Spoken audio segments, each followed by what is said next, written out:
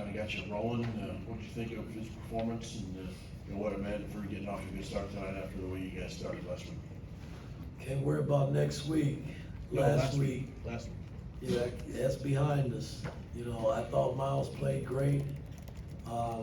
Shot the ball well. It was kind of nice to see Kanan make some shots as well. We scored 87 points, and I don't really know how we got there because I just didn't think we played good offense tonight, even though we made shots from the three-point line. So I got to help us get better in that regard. Todd and then Mike. Mike, South Carolina's big man Colin Murray Boyles only had 2 points. What was kind of the defensive attack on him, and how well did your big guys execute?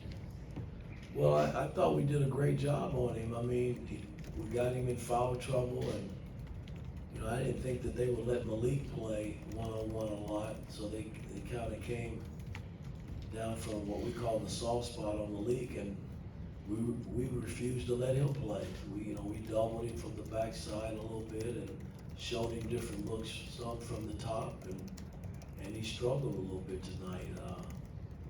And we needed that because he's been on fire coming into this ball game. Mike and then Seth. With Carlisle's defensive intensity, you saw that kind of in the second half. Is that contagious? And just what has impressed you the most kind of about that attitude that he's brought to kind of the defensive side? Because you talked about how important defense is.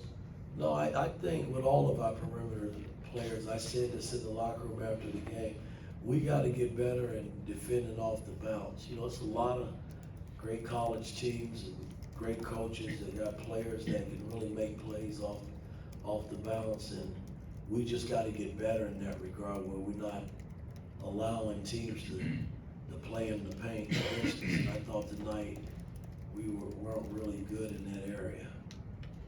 Seth and then Zach. Mike, obviously you guys had a slow start to the game last week. How pleased are you with your team's response to that today, the effort to start out tonight? I mean, it's nice to see. I mean, I think, when you have a game like that and you go and you watch film, and I think film is the best teaching tool in basketball besides practicing and getting it right on the basketball floor. And they knew coming into tonight's game that they had to be better, and I thought they responded. Zach and then Daniel. Mike, you've talked about this a little bit in earlier answers, but you emphasized so much in the offseason, getting good guards, improving your backcourt. If you combine Miles, Kanan, and Trey tonight, it's something like 46 points, 47 points. I think they only missed one free throw between them, made 5 or 6 threes. Just how much can you base around, and not necessarily just those three guys, but the idea of having depth of quality at your guard rotation? No, it's important. I've learned a valuable lesson from last season, and that was the whole emphasis on this summer. And once we entered the portal, was trying to get perimeter guys that could come in here and play, and get enough guys in case someone got hurt. We didn't even play Gabe tonight, and he's still a big piece to what we're doing as well. So. And you got Anthony and Ja'Kai that's both sitting over there. So we have enough perimeter players this season, and I feel good about everybody. In case someone goes down, I feel good that the next guy can step in and make basketball plays for us. Daniel and then Jim. Yeah, Mike, I want to see you mention that you all had 87 and you weren't really pleased still. What more were you hoping for offensively? Well, I mean, just better movement offensively. We did it in spurts, and when we did it in spurts, it looked pretty good. The ball movement from side to side, and getting easy looks, and then we got stagnant. When we went up 15 points, from that point on, we didn't play very well from an offensive standpoint. Our defense was still solid, but I just got to help us get better. Jim and then Zach.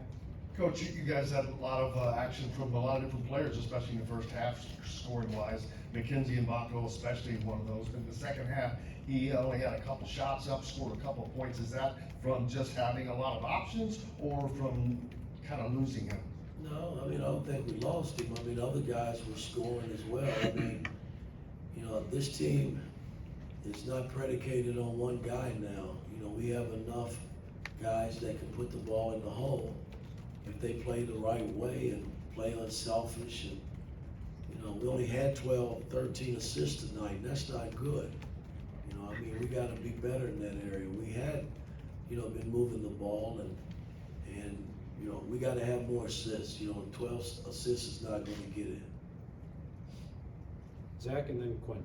Coach, you kind of mentioned the shooting. Is 8 of 17 from 3-point range kind of where you'd like it, or is there still room for improvement there? Well, hey, I'll take whatever, you know, if we can get much better than that, I'll take it. But, you know, tonight was a step forward in making threes. You know, we took, what we shoot, 47% from the threes. So, I mean, that's, anybody in college basketball would take that, you know, so we just gotta keep working at it and keep improving. Last question, Quinn. Yeah, Coach, you guys all had 7 made threes in that first half. It seemed like a lot of guys were going under ball screens.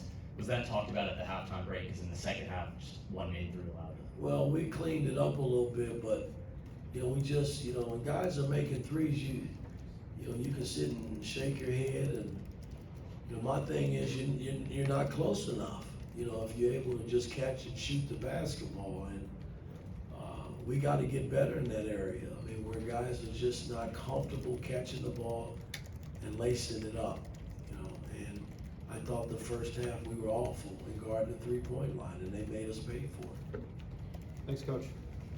Thanks, Mike.